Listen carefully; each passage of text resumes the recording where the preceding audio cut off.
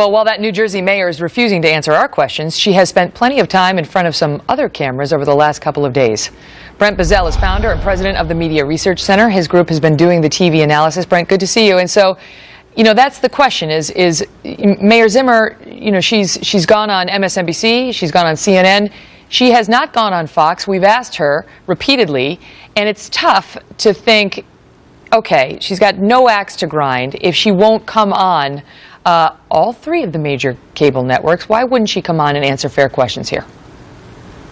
Well, because you know what's going to happen to her when she does. No, she went to MSNBC with this story because she concluded, correctly so, that MSNBC would give her nonstop coverage. The coverage has been not to be believed. Just this segment of it, not the Bridge story, just this segment alone in the last 2 days, 30 minutes time. 30 minutes on the national networks, on the news, which is beyond overwhelming because she knew she would get that. The thing that they didn't do, Megyn, was to vet this woman, to ask some clear questions. You just brought up some points. Michael Liskoff of NBC, interestingly enough, on NBC, he this morning did a good job with a story showing that there's more than meets the eye here. But everyone else who's been covering it has simply decided not to look at this woman's past, not to look at the record, but simply give her a microphone to go after Chris Christie. Mm-hmm. Even, prior to Dawn Zimmer, interestingly, coming forward, when the Bridgegate scandal was just starting to quiet down.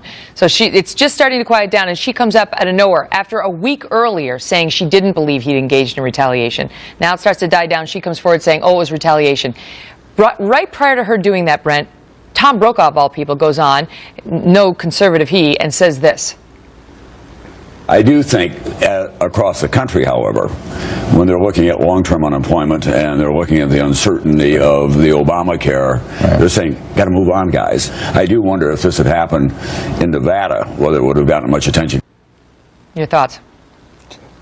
Well, I think that we're losing our mind.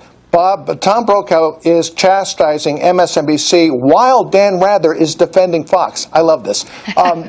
The fact that Tom Brokaw would come forward and say what he says shows just how out of control it is. Look, you played this piece, Megyn, on your show. Anybody listening to it could tell right away. This woman who says she's so deeply troubled about corruption never blew the whistle on this man. Everybody sees it.